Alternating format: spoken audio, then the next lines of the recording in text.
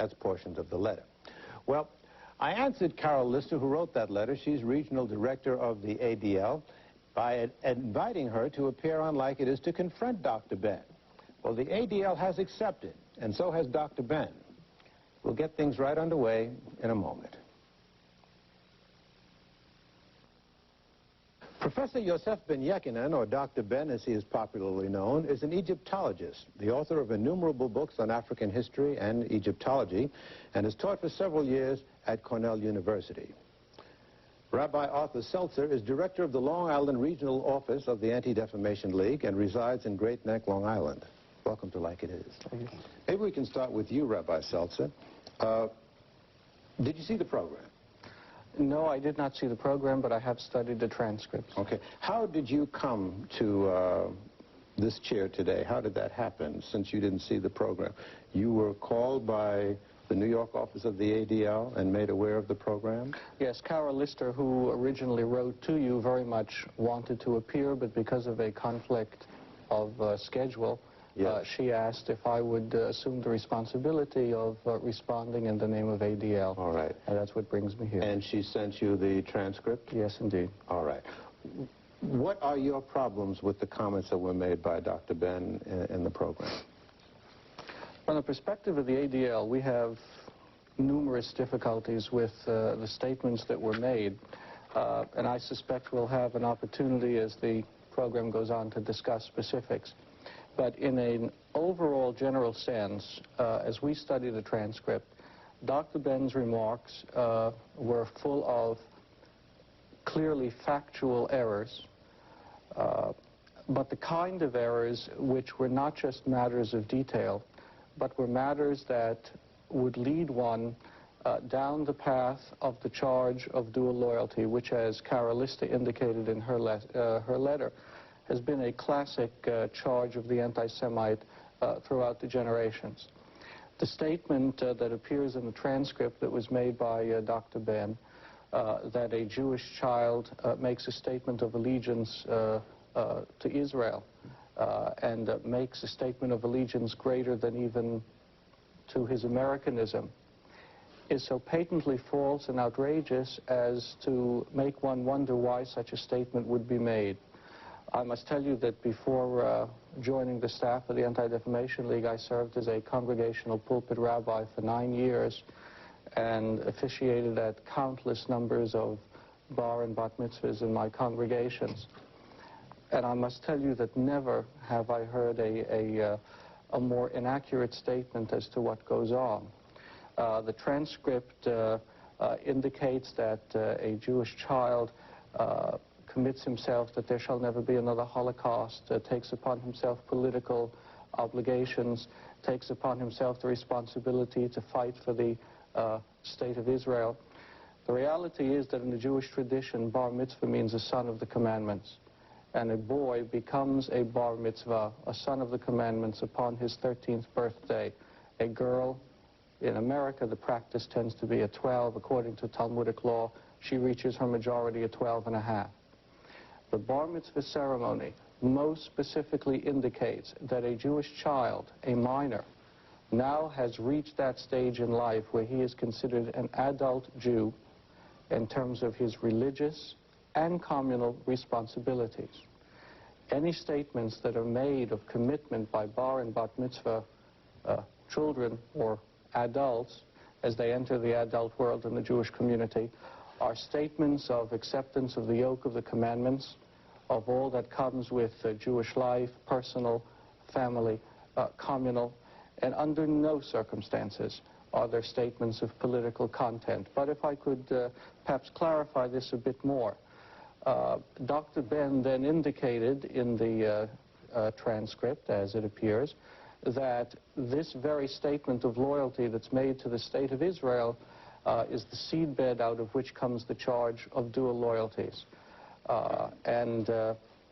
We ask ourselves in the Anti-Defamation League the following question: why would anyone offer such a blatantly false and frankly perverse statement of what it means for a Jewish community to celebrate a religious ceremony of passage The answer, we might suggest, is the next sentence, which indicates the charge of dual loyalties. This statement was made many, many times throughout the entire transcript. It led in one of his remarks to a statement in discussing about Israel that now we understand about the genocide of the Hebrews as they entered the land. The commitment of a Jewish child to fight for Israel reflects the genocidal entrance of the children of Israel into the land in biblical times. Not only does that have a distinctly political ring to it, it is again an unacceptable statement, if only from the point of view of biblical scholarship, which very clearly has come to understand that those sections that speak of a victorious march of an army of onslaught into the land are certainly later sections of the text edited as kind of national poetry. But if one reads the second book of Samuel in the Bible, one reads very clearly a different version of the immigration of tribes slowly into the land, the entrance into the land, the settlement with other peoples. And indeed, a close reading of the text will indicate that even during the times of King David and King Solomon and after, many non-Hebrews lived side by side with the Hebrews in the land. In effect, there was no such genocide. There was no such destruction. And to even raise the thought that a Jewish child indicates his loyalty to the Jewish people in the context of that historical statement, and it's applied in terms of the Jewish present, is something that, frankly, insulting is, I think, an apt word as far as we understand it. If I may just add one other part to this. The transcript would indicate that Dr. Ben, in his concern for the need in the black community for cultural and ideological structures and unity, which is obviously a laudable and praiseworthy goal, then proceeds to redefine Jewish history and biblical history in a way which may be conducive to his political view, but does violence to history. He refers to Judaism as originating in Africa, that all of Judaism comes from Africa. The reality of the biblical text, one must merely open it to read, is that Abraham comes from Mesopotamia. He comes from the area which we today refer to as the Fertile Crescent. Indeed, what we refer today as Judaism, the religion of the Jewish people, reached its full maturity not in Egypt, but according to many scholars, after the first exile in 586 BCE back into Mesopotamia. The need to rewrite history of other people in order to create a cultural superstructure for oneself does neither justice to the one whose history is being rewritten, nor the one who pursues the worthy goal of cultural structures. And therefore, to tie it up, we find most disturbing the factual mistakes that are replete in this transcript, but of more compelling concern, the ultimate dual loyalty, genocidal, militaristic implications of the statement. Genocidal, you say?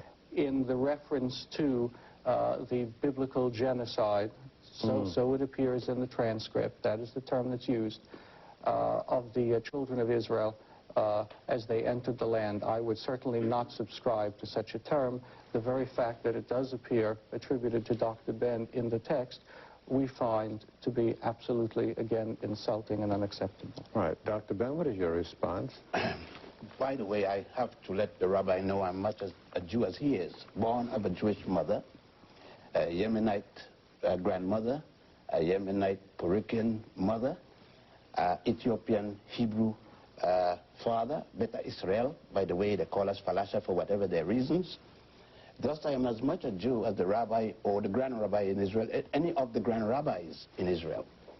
Is the rabbi stating here that in the book of Genesis, there is no mention of the extermination, and I use the word genocide, of the 7 tribes of the Amalekites, the Hittites, the Moabites, the Jebusites. He in his own statement stated that this is ameliorated somewhat in the book of Samuel. Everybody saw that. But the book of Samuel doesn't change the book of Genesis. And we remember that Genesis wasn't written first. It was Exodus. It's at the Council of Jamia that they decided to write Genesis. Next, since there is no Jewish race, you know, you have Indian Jews from India, from Kashim Jews, look like any Indian. You have ourselves from Ethiopia. By the way, the rabbi wouldn't forget that it says Moses married the daughter of the high priest of Ethiopia, or Cush. Being a rabbi, he will know this. Second, moreover, about the bar mitzvah, and I went through one like the rabbi went through one at around the same period of time, is the rabbi saying that the bar mitzvah is not a commitment to the people? Isn't the Torah demanding? And I don't talk about the Talmud. Talmud is not Torah. The Torah is supposed to have been written by God or passed down, although it was in fact written at the Sanhedrin. The theory, the mythology, the allegories that it's written by God or passed down by Moses, again, is a myth. That's Jewish mythology, because Moses is dead in around 1196 before the Christian era, whereas the Sanhedrin doesn't release a thing called the Torah until about 700 before the Christian era, which was written from 700 before the Christian era to 500. It took 200 years. There's a commitment in anybody, that any child that's been bar mitzvah, and when you're talking about circumcision of women, that is strictly Western, and it has nothing to do with orthodoxy. They're using the word orthodoxy to mean something. There may have been a circumcision. It can't be a circumcision of girls. But anyhow, let us continue. The point is that in the bar mitzvah, it commits the boy. Wait, if you commit yourself to the community, there's a call to return to Israel. There's a call that every child, I went through it, that you must come back to Israel. If that is not fact, the rabbi can say what he wants.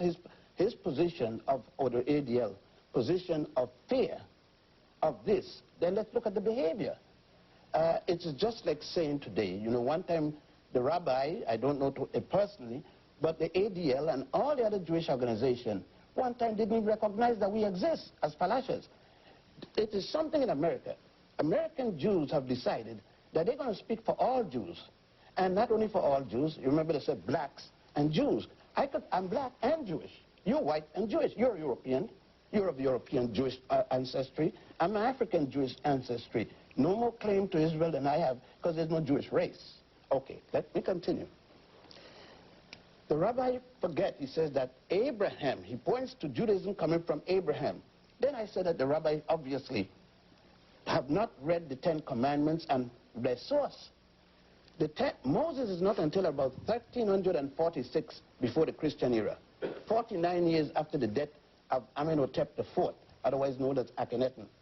Every one of those 12 so-called commandments, and that Moses is supposed to have gotten at Mount Sinai. By the way, Mount Sinai is still in Egypt, in Africa, hasn't gone any place. Now, those 10 commandments weren't gotten by Moses. Because I'm Jewish, don't mean that I have to follow the mythology. When you go in any of the major tombs in Egypt, you find those 10 commandments plus 32 more, otherwise referred to as the negative confession. Am I to believe that Moses was born in Mizraim, Egypt, about 1346 before the Christian era, went to school there, become a priest, at age 85 or around there, decided that somebody mistreated his people, and that in every school in Egypt, you had to recite the negative confession, 42 laws, of which they said, I have not killed man or woman, I have not stolen this, I have not, every one of the so-called 10 commandments is already stated. That Moses didn't see it. I would like the rabbi to tell me, where does it show that Abraham taught any of this? I would like the rabbi to tell me, before circumcision in Egypt, where did the Jews have circumcision? They said that Abraham's circumcision is part of what made him Jewish. Then the rabbi must tell me, the worship of the golden calf, which they call the golden calf, isn't that the worship of Hathor, the goddess Hathor? We could go on down. Well, before we go on, Dr. Ben, let me just intrude. We do need to take a commercial break. We'll pause for a breath, and we'll return right after this. Criticisms, Dr. Ben, that was voiced by Rabbi Seltzer, is that you suggested that there is a political overtone in the ritual bar mitzvah, and he objects to this. Can you substantiate your statement? Gil, if you went to any bar mitzvah, there's a lecture after the young man and before the young man. There's a lecture of the young man's commitment. It is a lecture in my commitment. Every child, if the rabbi is sitting here and tell me that the rabbi doesn't get up and get a lecture about the bar mitzvah, and the youngster doesn't pick out a section of the Torah to read, and that the youngster doesn't get up there and make a commitment to the Jewish community, then I don't know what form of Judaism. I don't know if he's Reform, Reconstructionist, Conservative, or Orthodox, or whatever else there may be. But it would be rare to me not to go to a bar mitzvah and not hear the rabbi mentioning the commitment to the Jewish people and to Israel. If, in fact, that rabbi is, unless the rabbi is anti-Israel. Yes, I think there are a number of things that must be made clear, and the level of misstatements in this are also quite clear. You just repeated, as appeared in the transcript, the statement that the bar mitzvah boy picks out his selection for the morning. But it's rather common knowledge and Jewish practice of centuries that there is a set cycle of the reading of the Torah and the Haftorah, and bar mitzvah children under no circumstances are in a position to pick and choose their Torah portions. Their portions are part of the set calendar prescription of which portions of the Torah progressively are to be read on a given Shabbat, Saturday morning. So that even on this factual level, there's a disturbing lack of accuracy in your presentation. Wait, European Jews don't run Judaism. You don't make Judaism. Among the Palashas, among the Jews from Kashim Jews, we pick. You see, Judaism is run by you. You don't set the standard for Judaism. So now we're in the process of a double standard of selection. You have indicated in your transcript that this is what occurs in American synagogues. It does too. By indicating that Jewish children make this statement of loyalty to Israel. Yet when I clarify your misstatement about how Torah readings are selected, you tell me, well, there are other practices aside from the practice here, which may indeed be true. One example being the triennial cycle of the reading of the Torah. Oh, yeah. But then you can't take the American example and then selectively learn from it something that you choose from another context. The Jewish child doesn't read the entire sermon of the period. He does select a section within that period. That's all I said. The child doesn't read the entire book or the entire thing that is going to be said on that particular Shabbat. The child has a section within it he reads. And there are indeed many synagogues, especially in the Orthodox community, in which the entire section is indeed the entire parsha. So then you're admitting that there is divergence between the Jewish synagogue right here in America? Within the prescripted calendar structure of readings. All I said is that the child is allowed to pick out. You're saying in the Orthodox, in certain Orthodox, not all, the child must read the entire thing. I'm saying that the child is allowed to pick out a section. What is wrong with that? According to your transcript, and I won't take the time to find the exact words unless it's required, you make a statement that the child may pick out sections, and you use the term Isaiah or from whatever. Depending on the period of time in which we are. Depending if Isaiah is indeed part of the text. Who said not? I mean, you just brought in other words, I said exactly what you're saying, that the child is allowed to pick out that section. Let's say that we're reading the book of Isaiah now, or we're reading the book of Hosea. The child is allowed to pick out of Isaiah a certain section, or the child is allowed in Hosea if we are reading at that particular time, because all the children don't make bar mitzvah in the same month and at the same time. One should be clear, however, that that's partially accurate, because part liturgically of what a child is expected to read or participate in, if possible, is the reading from the Torah itself. Indeed, the reading from the Haftorah is a significantly later development, precisely because if a child is a bar mitzvah, is a son of the commandments, then one of his first public possible acts is being called up to the public reading of the Torah. Right. And it's by this act that his reaching adulthood is publicly declared. If I may, however, go on to what I think. Wait, let's settle this before we move on, and then I'll be happy to let you... there were some other points that I think we're going to try to get into all of that. Your response, Dr. Ben? The point is, everyone I stated is adulthood.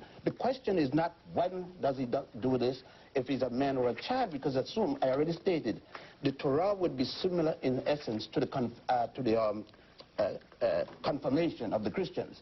When the child comes of a certain age and take up his manhood, in order to be able to sit in the minyan, to sit in the official congregation as a young man, he has to come and go for the bar mitzvah before he could sit in the minyan. You know. Okay. Now, he doesn't deny that. All I'm saying, and which he can't refute, he's saying about later changes. I don't care what the changes, if it's later or earlier. The fact is that they do it. There's a very curious kind of contextual oversimplification here. On the one hand, Dr. Ben correctly points out certain instances of Egyptian historical input in what we today call the religion of the Hebrews and later Judaism. And no one can deny the role of cultural and historical context.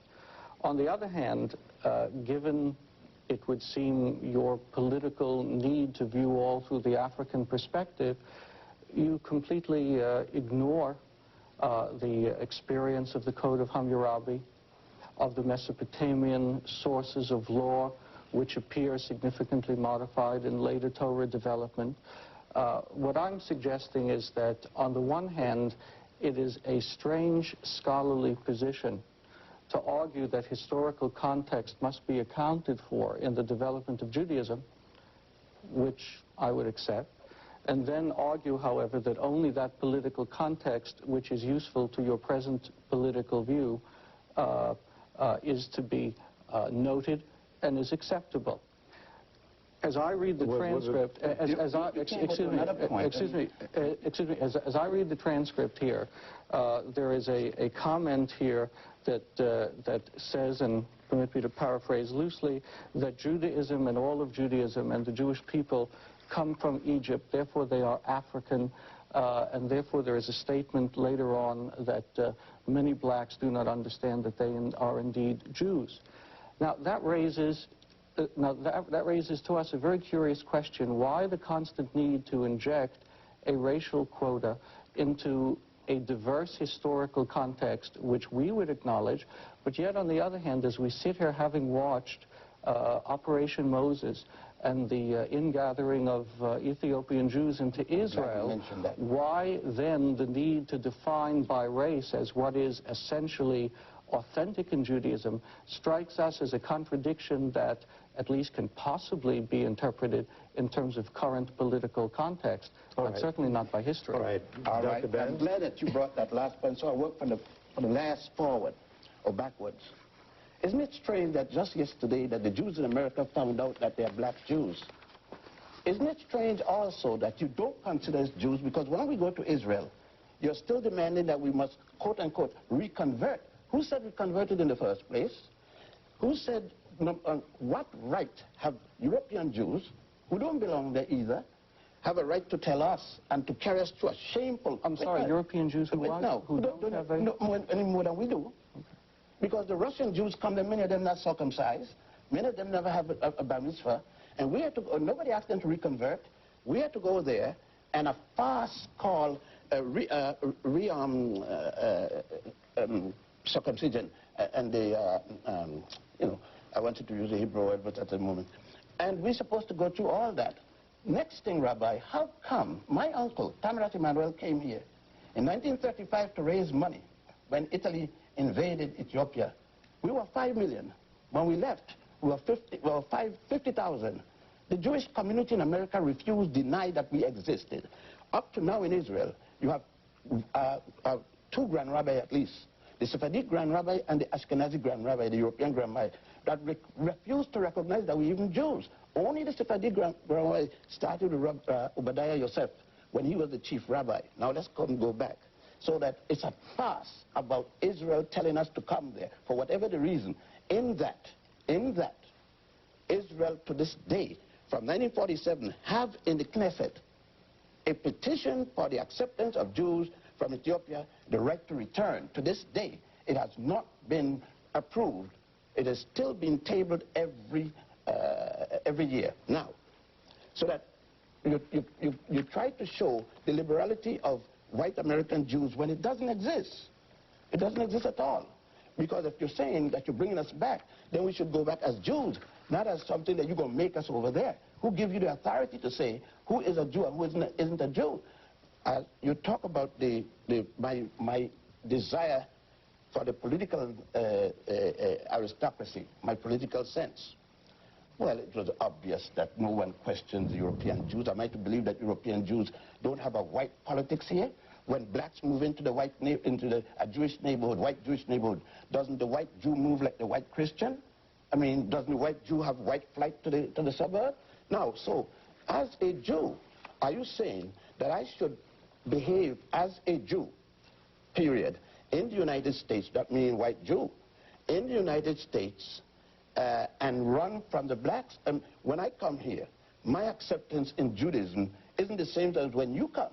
When you come, if you came as a white Jew, and the white Jews, and you deal with whites. Now, I'm a black Jew, isolated from Judaism by virtue of that, because of my blackness. When I go into a synagogue, most synagogue I go into, the first thing they tell me, and I have to have a Jew, when you become Jew, did your parents convert? When? You don't ask a white person walk into the synagogue and say that.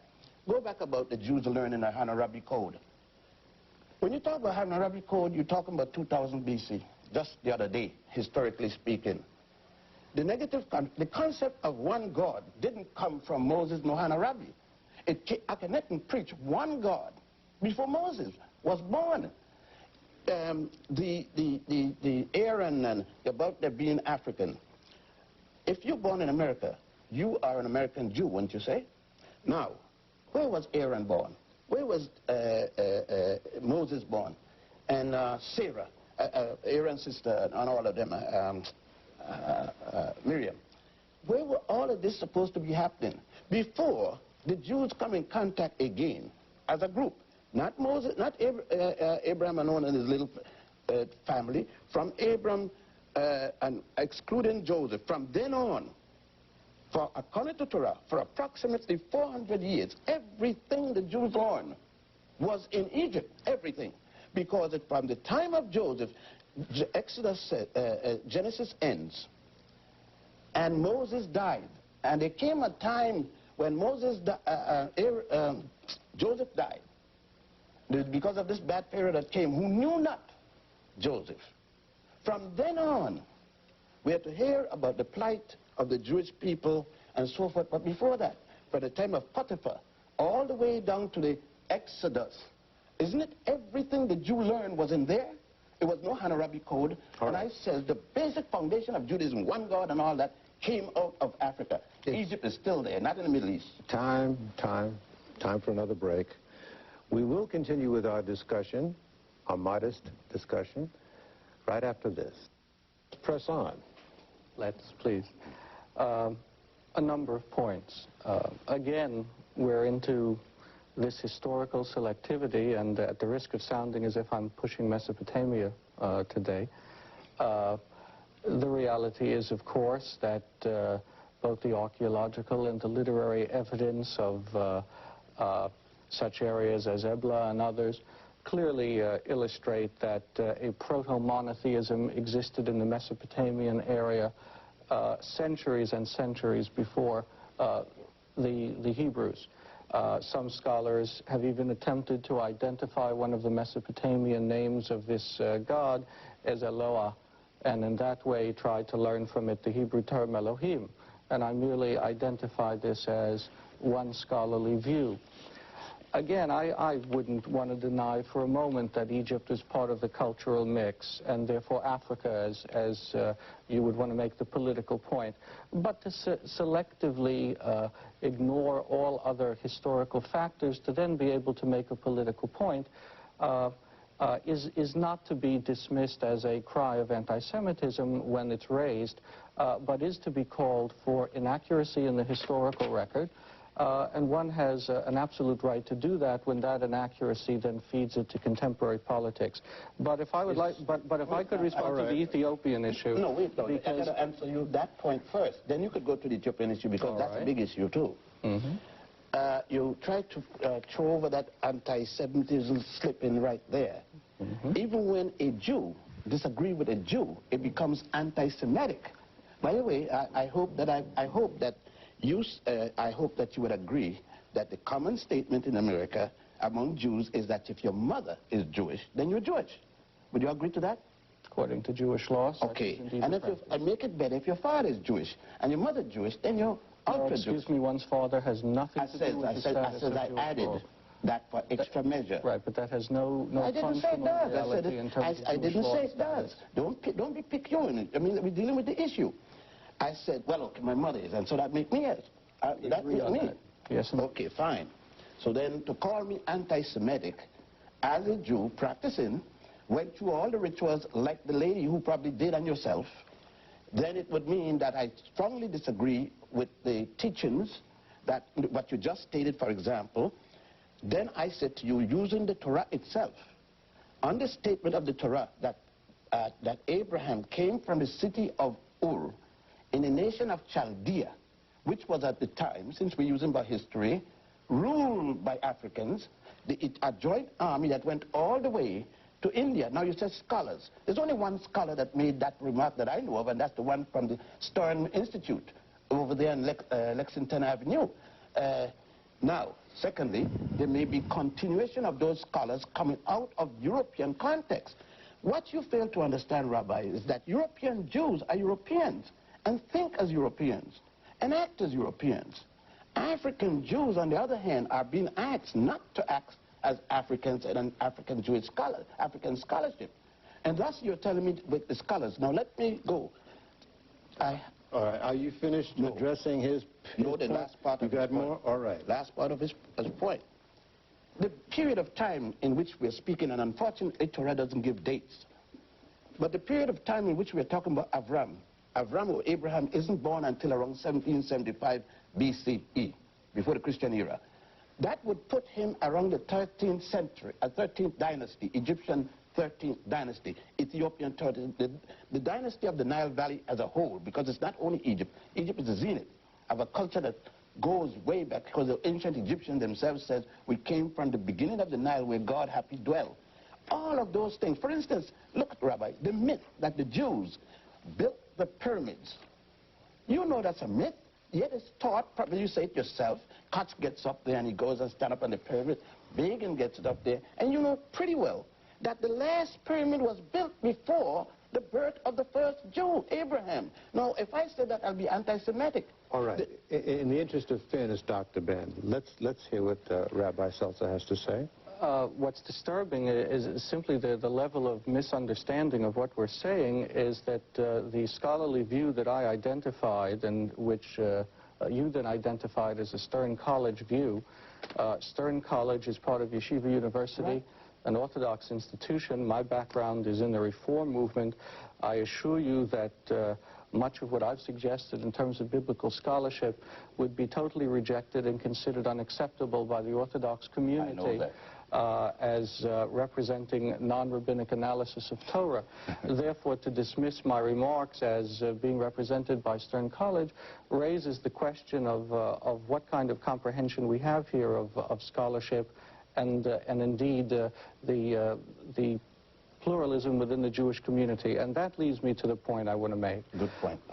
In the transcripts and in your remarks now, there's a tendency to speak of all Jews in the broadest context, so that you began with the Ethiopian issue by speaking about Israelis, then switched to white American Jews, and as I listened to you, I heard a constant tendency to put everything in the category of white, European versus black, Sephardic, Oriental. And again, I ask myself... That's the way it is. And again, I ask myself the question, the state of Israel, which has a population today which is 60% Sephardic, right, non-European... Who are at the bottom of the social ladder. Excuse, please, I listen to you. Which a population which is 60% non-European, a population coming from the Middle East and the Oriental countries, it is certainly a political charge, which we hear constantly and is used constantly, that Israel is a white European colonialist bastion in the middle of an Arab third world part of the world. But the reality is that Israel today increasingly takes on the Levantine quality of the area in which it's in, precisely because of the population. side point, but let me proceed. But let me point and don't want me to answer let it. me And proceed, no, let me answer that and then you no, proceed. Sir, No, wait, now you don't run the program. Can I answer him? No. Let me interject. Let me interject. Let me give you 1 minute to press your point forward, and then Dr. Ben can... I must say that the time is evaporating. Fine. And that is my concern. So then it's necessary to proceed. 1 minute. Well, I shall try it 1 minute. Again, this attempt to say that only black Jews experience difficulty in Israel. There are a number of, frankly, inaccuracies in this. When Soviet Jews began to come to Israel, there was precisely the same kind of questioning raised by the rabbinate. Since the rabbinic establishment and authorities were in disarray in the Soviet Union,